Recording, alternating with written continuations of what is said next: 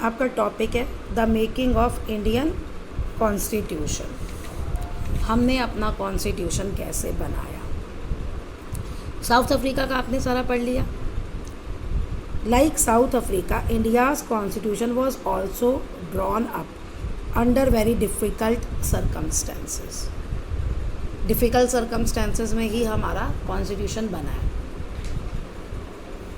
South Africa में क्या था, वो लोग वहीं रहते थे, उन्होंने वहीं पे अपना सॉल्यूशन ढूंढ लिया। लेकिन हमारे तो अंग्रेज़ बाहर से आए थे ना, उनको यहाँ से बाहर भगाना था, अपना कॉन्स्टिट्यूशन बनाना था, और जाते जाते वो बहुत सारी प्रॉब्लम्स हमारे लिए छोड़ गए। हमारी सारी इंडस्ट्रीज़ बर्बाद कर गए। पार्टीशन हुआ, उसमें राइट्स हुए, झगड़े हुए ना हिंदू मुस्लिम के, तो ये सारी प्रॉब्लम्स थी हम लोगों के लिए। तो हमारा कॉन्स्टिट्यूशन बनाना भी कोई आसान काम नहीं था। At that time, the people of India were emerging from the status of subject to that of citizens. उस समय जो लोग थे वो प्रजा से नागरिक बन रहे थे। प्रजा क्या होती है? जिस पे कोई राजा का राज होता है। इंडिया में तो शुरू से राजा का ही राज रहा है। मुग़ल उससे पहले थे पूरी, अगर हम अपनी हिस्ट्री पढ़े तो, है ना, तो वो राजा का ही राज था। अब इतने साल, 200-300 साल राजाओं के अंडर रहने के बाद, एज अ सब्जेक्ट रहने के बाद, वो क्या बनने जा रहे थे? सिटीज़न, नागरिक, यानी जो अपनी सरकार खुद चुने। The country was born through a partition on the basis of religious differences. This was a traumatic experience for the people of India and Pakistan. हज़ारों लोग मरे थे, करोड़ नहीं, हज़ारों लोग मरे थे जब इंडिया और पाकिस्तान का पार्टीशन हुआ था, और वो आना जाना हुआ था स्टेट से। वहाँ के हिंदू इंडिया आए थे, इंडिया के मुसलमान पाकिस्तान गए थे। एटलीस्ट 10 लाख, मैंने कहा था ना हज़ारों लोग मारे गए थे, 10 लाख लोग मारे गए थे दोनों साइड्स पे, बॉर्डर पे, वायलेंस में। देयर वॉज अनदर, एक और प्रॉब्लम थी। British has left to its ruler to a princely state to decide whether they want to merge with India और विद पाकिस्तान और रिमेन इंडिपेंडेंट। आज़ादी से पहले बहुत सारा जो इंडिया का पार्ट था वो ब्रिटिश के अंडर था। कुछ ऐसा पार्ट था जहाँ पे राजा ही राज करते थे, ब्रिटिश के अंडर वो नहीं था, प्रिंसली स्टेट थी। तो वहाँ की स्टेट्स को कहा गया कि आपका मन है आप पाकिस्तान के साथ जाओ, आपका मन है आप इंडिया के साथ जाओ, आपका मन है आप किसी के साथ नहीं जाना चाहते, किसी के साथ मत जाओ। अब ये इनको मर्ज करना था इंडिया में। भाई पाकिस्तान चाहेगा मेरे साथ आए, इंडिया चाहेगा मेरे साथ आए, कौन छोड़ेगा? अकेले रहना तो बहुत मुश्किल है। कश्मीर की एक स्टेट ऐसी थी जिसने अकेला, प्रिंसली स्टेट, जिसने अकेला रहने का डिसीजन लिया था, लेकिन वो आए दिन पाकिस्तान से परेशान होता था, तो वो रह नहीं पाया अकेला। अब ये जो मेन काम किया था ना, इन प्रिंसली स्टेट को इंडिया में मिलाने का, बहुत मुश्किल था, लेकिन ये सरदार वल्लभ भाई पटेल ने किया था।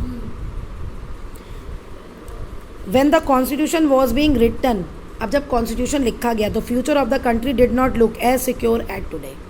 तुम खुद सोचो, इतनी डाइवर्स इंडिया कंपनी है, अलग अलग भाषा बोलने वाले लोग, अलग अलग धर्मों को मानने वाले लोग, पहनावा अलग। मैं आज नॉर्थ इंडिया में रहती हूँ, मैं साउथ इंडिया में चली जाऊँ तो मुझे तो उनकी लैंग्वेज ही समझ नहीं आएगी, मुझे उनका खाना भी अच्छा नहीं लगेगा। लेकिन फिर भी हमारा कॉन्स्टिट्यूशन कितना अच्छा है।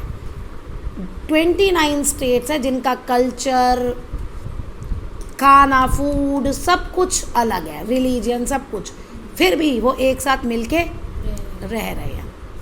तो मीन्स जो हमारा कॉन्स्टिट्यूशन है वो कितना पावरफुल है, कितना अच्छा बना है। The makers of the constitution has anxiety about the present and the future of the country. अब जो वो बना रहे थे कॉन्स्टिट्यूशन, तो उनको इंडिया के प्रेजेंट और फ्यूचर दोनों के बारे में चिंताएं थी, वो चिंतित थे। प्रेजेंट तो आपने देख लिया, 10 लाख लोग मर गए, वायलेंस हो रहा था, ठीक है ना। प्रिंसली स्टेट कहाँ जाएंगी ये नहीं पता था, काम धंधे लोगों के पास थे नहीं, गरीब हो चुका था, जो सोने की चिड़िया कहते थे वो सारा लूट के कंट्री को गरीब कर गए थे, वो प्रेजेंट थी। फिर फ्यूचर में ये आपस में ना लड़े, आज साथ आ जाते हैं, कल को आपस में लोग ना लड़ें, ये स्टेट्स अलग अलग ना हो, एक साथ रहें, तो ये सब था। तो इधर आपके इस टॉपिक पे क्वेश्चन बनेगा, the making of constitution for a huge country like India was not an easy affair. Support the statement by giving argument. Justify these statements. Okay कि आसान नहीं था, तो ये यहाँ से यहीं आएगा आपका कि डाइवर्स कंट्री है, उसके लिए बनाना, और फिर वो पार्टीशन से इमर्ज हुई थी, है ना। ये देखो, या making of country use India is not easy affair. लोग जो थे सब्जेक्ट से सिटीजन्स आ रहे थे, पार्टीशन हुआ था, 10 लाख लोग मारे गए थे, तो इनसे ये आंसर आएगा आपका। नेक्स्ट आपका है the path to constitution. Despite all these difficulties, इन सारी डिफ़िकल्टीज़ के बावजूद there was a big advantage for the maker of Indian constitution. मतलब अगर नुकसान हुआ, मतलब हम परेशान थे, तो कुछ हमें तसल्ली भी थी, हमें फ़ायदा भी था। क्या फ़ायदा था? अनलाइक साउथ अफ्रीका की तरह नहीं, they did not have to create consensus about what democratic India should look like. मतलब हमें ये पता था, साउथ अफ्रीका को ये नहीं पता था कि हम कैसे बनाएंगे अपना, हमारी कंट्री कैसे चलेगी, लेकिन हम लोगों के दिमाग में ये क्लियर था। हमें लोगों को ये बताने की ज़रूरत नहीं थी, इनडायरेक्ट वे में लोग ही हमें सब बता चुके थे कि हमारा इंडिया कैसा होगा। Much of this consensus has evolved during freedom struggle. Mahatma Gandhi ji ने ये कहा था कि जब तक पूरा इंडिया पार्टिसिपेट नहीं करेगा फ्रीडम स्ट्रगल में, तब तक इंडिया को आज़ादी नहीं मिलेगी। तभी उन्होंने वो अनटचेबिलिटी को हटा के हरिजन नाम दिया था, क्योंकि जो लोअर लोग थे वो फ्रीडम स्ट्रगल में पार्टिसिपेट नहीं करते थे। तो वो कहना क्या चाहता है कि बहुत सारे लोगों की मर्जी, सारा कॉन्सेंसस जो था वो फ्रीडम स्ट्रगल में, क्योंकि हर ग्रुप के, हर धर्म के, हर भाषा को मानने वाले, लोअर कास्ट, अपर कास्ट, सब लोगों ने फ्रीडम स्ट्रगल में पार्टिसिपेट किया। तो वहीं से ही उन लोगों की थिंकिंग, उन लोगों को क्या चाहिए, वो सब हमें पता था, और उसी को ध्यान में रख के हमने अपना कॉन्स्टिट्यूशन बनाया। Our national movement was not, हमारा ये एक स्ट्रगल मूवमेंट नहीं था फॉरेन रूल के खिलाफ, ये स्ट्रगल था rejuvenate our country and to transform our society and politics. यानी हम अपनी कंट्री की तरक्की करें, ठीक है ना। अब जो हमारा अपना गवर्नमेंट नहीं है, पॉलिटिकल सिस्टम नहीं है, हम उसको इस्टेब्लिश करें, वो ये था स्ट्रगल सारा। कि पहले जो थे ना, वो क्या करते थे, वो ये कहते थे कि जो मॉडरेट्स और कांग्रेस के लीडर्स थे कि अंग्रेज़ यहीं रहें, हम भी इलेक्शन में चुन के जाएंगे और उनको करेंगे कि इंडिया के लिए ये काम कर दो। लेकिन फिर बाद में 26 जनवरी का जो सेशन हुआ, लाहौर सेशन, जिसमें ये डिसाइड किया गया कि हमारा कॉन्स्टिट्यूशन पहले ही बन गया था, नवंबर में ही बन गया था, लेकिन हमने डिसाइड किया कि हम 26 जनवरी को इसको इम्प्लीमेंट करेंगे। तो इसका रीज़न ही यही था कि जो लाहौर का सेशन हुआ था ना, वो 26 को हुआ था 1930 में, शायद ईयर का देख लेना। तो उसमें ये डिसाइड किया गया कि भाई अब हम इनकी कोई मिन्नतें नहीं करेंगे, अब हम सीधा अंग्रेज़ों को बाहर निकालेंगे और हम अपनी गवर्नमेंट खुद बनाएंगे। इंडियंस हम किसी की सुनेंगे नहीं, हमारे ऊपर कोई नहीं होगा। और उसी को कहा था पूर्ण स्वराज। तो वो जो था वो डिसाइड हो गया था सोसाइटी को। There were sharp differences of opinion with in the freedom struggle about the path India should take after independence. Such difference exists even today. Yet the some basic ideas had come to be accepted by almost everyone. कहते कुछ opinion difference थे, freedom struggle में भी थे। जैसे तुम पढ़ोगे सुभाष चंद्र बोस की थिंकिंग महात्मा गांधी से मैच नहीं करती थी, तो कह रहे वो थे और वो अभी भी हैं। लेकिन फिर भी जो हमारा कॉन्स्टिट्यूशन है या जो भी हैं आइडियाज़, ज़्यादातर वो अब सबको ऑलमोस्ट सब उसे मानते हैं। अब कहाँ से कहानी शुरू हुई हमारे कॉन्स्टिट्यूशन बनने की। एज फार बैक 1928 में मोतीलाल नेहरू और दूसरे 8 कांग्रेस के जो लीडर्स थे कांग्रेस के, drafted a constitution for India. India के लिए कॉन्स्टिट्यूशन बनाया, ड्राफ्ट रूल लिखे कि ये चाहिए, लॉज है वो एक किस्म से, जैसे फंडामेंटल राइट्स आप पढ़ते हो ना हमारे कॉन्स्टिट्यूशन में लिखे हैं वो सारा। 1931 में resolution at the Karachi session of the Indian national Congress dwelt on how independent Indian constitution should look like. 1930 में उन्होंने कांग्रेस ने ये सेशन में डिसाइड किया कि हमारा कॉन्स्टिट्यूशन कैसा दिखेगा, मीन्स इसमें क्या क्या होना चाहिए। जैसे मेन है रिपब्लिक, जो रिपब्लिक मतलब होता है जो स्टेट का हेड है वो गवर्नमेंट द्वारा चुना जाता है। सवर्जियन मीन्स कोई भी बाहर का हमारे इंटरनल मामले में, बाहर की कोई भी कंट्री हमारे इंटरनल मामले में दखल नहीं देगी। तो ये सब पॉइंट्स।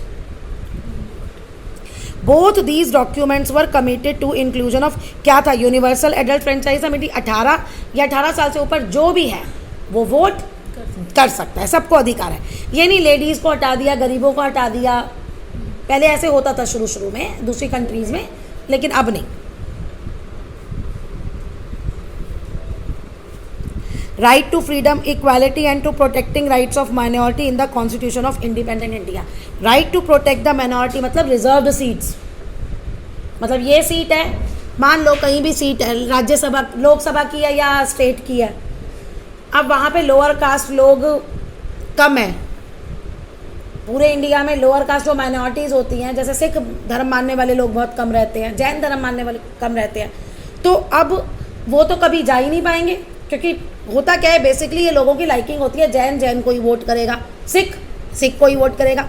अब मान लो कोई सिख खड़ा भी हो जाता है, वहाँ पे तो कम्युनिटी कम है ना उन लोगों की, वो तो कभी जीत ही नहीं पाएंगे। अब वो जीत नहीं पाएंगे तो वो पार्लियामेंट में नहीं जा पाएंगे और अपनी कम्युनिटी की प्रॉब्लम्स वो नहीं रख पाएंगे। तो इसलिए स्टेट रिजर्व्ड हो गई, भाई एक जगह से सिख ही जीतेगा। अब चाहे जो भी पार्टी है, चाहे बीजेपी है, चाहे कांग्रेस है, जो भी पार्टी है, वो सिख कैंडिडेट को ही खड़ा करेगी। तो भाई अब चाहे किसी भी पार्टी का जीत के आए, वो सिख ही जीत के आएगा ना माइनॉरिटी वाला, और वो पार्लियामेंट में अपनी प्रॉब्लम अच्छे से रख सकता है। तो ये सारा, और वो आगे बात हो रही है हमारी फंडामेंटल राइट्स की। Some basic values were accepted by all the leaders much before Constituent Assembly met to deliberate on its constitution. Constitution बनाने के लिए Constituent Assembly बनाई गई। तो कहता उसमें क्या रखना चाहिए था, बहुत पहले ही कुछ बेसिक वैल्यूज़ कॉन्स्टिट्यूएंट असेंबली बनने से पहले ही हम लोगों के दिमाग में आ चुके थे। मीन्स हम लोगों को ये क्लियर था कि हमने अपने कॉन्स्टिट्यूशन में क्या चीज़ें रखनी है और क्या हमने नहीं रखनी। वो हमारे फ्रीडम स्ट्रगल में हमें पता चल गया था, और कांग्रेस के जो सेशंस होते थे उनमें भी वो डिसाइड हो गया था। The familiarity with political institution of colonial rules also help develop an agreement over the institutional design. देखिए ये एडवांटेज है, ये जो क्वेश्चन हम डिस्कस कर रहे हैं ना, ये एडवांटेज है कि हमारे, पहला ये है कि वो जो ऊपर आपने पैराग्राफ पढ़ा ना, जो जस्टिफाई द स्टेटमेंट बोला था, तो वो क्वेश्चन ये था कि जो हमारे संविधान बनाने वाले थे कॉन्स्टिट्यूएंट्स मेकर, उनको किन प्रॉब्लम्स का सामना करना पड़ा। वो वही 3 आ गई जो ऊपर आपने पढ़ी 3-4। अब उनको किस चीज़ का फ़ायदा हुआ, समझे। नेक्स्ट है किन मुसीबतों का सामना करना पड़ा और बनाते हुए किन चीज़ों का उनको फ़ायदा हुआ। तो फ़ायदा किससे हुआ, एक हमारा, हमें पता था हमारा संविधान कैसे चाहिए, क्योंकि जो हमारे स्ट्रगल मूवमेंट था, जो महात्मा गांधी जी के बेसिकली इंडिया आने के बाद साउथ अफ्रीका से तब स्टार्ट हुआ, वो इंडियन स्ट्रगल मूवमेंट है ना। अभी आप 8th में पढ़ा है ना, सिविल डिसोबीडिएंट मूवमेंट, ये सारे शुरू हुए थे, है ना। तो वो, तो उसमें आगे आपका क्या, हमें पता ही था कि हमें क्या चाहिए, वो हमारे स्ट्रगल मूवमेंट में ही हमें मिल गया था। दूसरा ये फ़ायदा है, हमने ये क्यों सिस्टम लिया कि चुनाव होंगे, ये सब होगा, पॉलिटिकल सिस्टम यही है ना, पार्लियामेंट होगा, राज्यसभा होगी, लोकसभा होगी, ये सब क्यों, क्या इसका फ़ायदा ये था, हमें कॉलोनियल रूल से, ब्रिटिश गवर्नमेंट जो थी ना, उसने ये सिस्टम इंडिया में पहले ही इंट्रोड्यूस कर दिया था। और ये भी मैं आपको पहले बता चुकी हूँ कि जैसे इलेक्शंस होते थे, चुने जाते थे लोग, गवर्नमेंट में जाते थे, लेकिन फ़र्क सिर्फ इतना था, वो नाम के थे, चलती थी अंग्रेज़ों की। जैसे पाकिस्तान में चुने जाते थे, चलती थी परवेज़ मुशर्रफ की, तो वो डेमोक्रेटिक नहीं था ना, ऐसे ही चुने जाते थे, सारा सिस्टम था, लेकिन चलती थी अंग्रेजों। तो कहने का मतलब ये है कि हम उस सारे सिस्टम से अच्छे से वाकिफ़ थे, वी नो ऑलरेडी, हमें उसके बारे में कुछ जानने की ज़रूरत नहीं थी। एक होता है ना एक्सपीरियंस, आप जॉब लेने के लिए जाते हो कि जी ये जॉब करने का आपको कितना एक्सपीरियंस है, ऐसे ये पॉलिटिकल अडॉप्ट करने का आपको कितना एक्सपीरियंस है, तो वो एक्सपीरियंस हमें अंग्रेज दे गए थे। तो ये भी एक हमें फ़ायदा था कॉन्स्टिट्यूशन मेकर को, और यही वो डिस्कस कर रहा है। The British rule had given voting rights कुछ को दिया था, लेकिन पता था कि वोटिंग कैसे होती है, हमने वो सबको दे दिया। On that basis British had to introduce weak legislature, नाम लिख रहा है वीक लेजिस्लेचर, यानी उनके पास राइट्स नहीं थे और हर जगह भी चुनाव नहीं होते थे। इलेक्शंस जो थे 1937 के लिए हुए थे, प्रोविंशियल लेजिस्लेचर और ministers all over British India. They were not fully democratic government, they were not fully democratic government, समझ में आ गया ना, क्योंकि डिसीजन मेकिंग पावर ब्रिटिशर्स के हाथ में थी, ये इलेक्टेड मेंबर्स के हाथ में नहीं थी। बट द एक्सपीरियंस गेंड, आ गया ये, but the experience gained in the working of legislature institution proved to be useful for the country in setting up its own institution, यानी जो हमने खुद का अपना पॉलिटिकल सिस्टम बनाया उसमें उस चीज़ ने हमारी मदद की। कहना ये चाह रहा है ब्रिटिशर्स ने दिया, उसमें कमियां भी थी, वोटिंग राइट सबको नहीं था, वीक लेजिस्लेचर थे, हर जगह इलेक्शन भी नहीं होते थे, 1937 में हुए थे, उससे पहले नहीं, लेकिन फिर भी उसने हमें एक्सपीरियंस दे दिया। एंड वर्किंग इन दैम, यानी वो कैसे काम करते हैं। यहाँ पे इंस्टीट्यूशन मतलब आपका ये आएगा राज्यसभा, लोकसभा, लेजिस्लेचर, असेंबलीज, ये सब। That is why the Indian constitution adopted many institutional details and procedures of colonial law. जो 1935 का एक्ट था ना, उसमें जो लॉ थे बहुत सारे हमने वो क्लॉज लिए हैं, उनको माना है। अब नेक्स्ट थर्ड, अब देखो क्या था, ब्रिटिशर्स जब इंडिया में आए तो उन्होंने क्या किया, इंग्लिश इंट्रोड्यूस की। तो जब इंग्लिश हम लोगों को आ गई तो हम बाहर की कंट्रीज़, फ्रेंच रिवॉल्यूशन आप चैप्टर पढ़ेंगे ना, उन्होंने बुक्स लिखी, तो हम दूसरे बुक्स की भी बुक्स पढ़ने लग गए, तो उससे हमारी और थिंकिंग बढ़ गई, हमें ज़्यादा पता चलने लगा डेमोक्रेसी के बारे में, लोगों के राइट्स के बारे में। तो हमारे कॉन्स्टिट्यूशन मेकर्स ने उनकी थिंकिंग को भी ध्यान में रखा और वो भी हमने अपने कॉन्स्टिट्यूशन में इम्बाइब किया, मीन्स डाला हमने अपने कॉन्स्टिट्यूशन में, लेकिन आंखें बंद करके नहीं डाला, सोच समझ के कि हमें किसकी ज़रूरत है, किसकी नहीं है, या किसी को चेंज करना है। तो हमने ऐसे करके उनके भी कुछ पॉइंट्स अपने कॉन्स्टिट्यूशन में रखे। ये वो है बाहर के वहाँ से। Years of thinking and deliberation on the framework of the constitution had another benefit. क्या हमारे लीडर्स ने confidence to learn from other countries but on our own terms, other countries but on our, यानी आंखें बंद करके उनका नहीं ले लिया, उनकी कंट्री की कंपोजिशन अलग है, हमारी कंट्री की कंपोजिशन अलग है। Many of our leaders were inspired by the ideals of French Revolution, the practice of parliamentary democracy in Britain and Bill of Rights in US, ये सब हमें पता था। द सोशलिस्ट रिवोल्यूशन रशिया में भी जो हुआ, उसमें भी इंडिया को इंस्पायर किया, बहुत सारे इंडिया को, कि हम अपनी सोशल और इकोनॉमिक इक्वालिटी कैसे लाएंगे इंडिया में, वो हमें वहाँ से आइडिया मिला। येट वही बात आ गई कि we are not simply imitating, हम उनकी नकल नहीं कर रहे थे जो दूसरों ने किया, हर एक स्टेप पे हमने क्वेश्चन किए। ये आप आगे पढ़ोगे कि जो हमारा कॉन्स्टिट्यूशन हुआ ना, हर एक स्टेप पे हमने पॉइंट्स लिखे, उनको डिस्कस किया, उन पे डिबेट हुई, इन पे क्वेश्चन किया, फिर उनको चेंज करना था तो चेंज किया, या डिस्कार्ड करना था तो डिस्कार्ड किया, उसके बाद हमने उसे अपने कॉन्स्टिट्यूशन में रखा।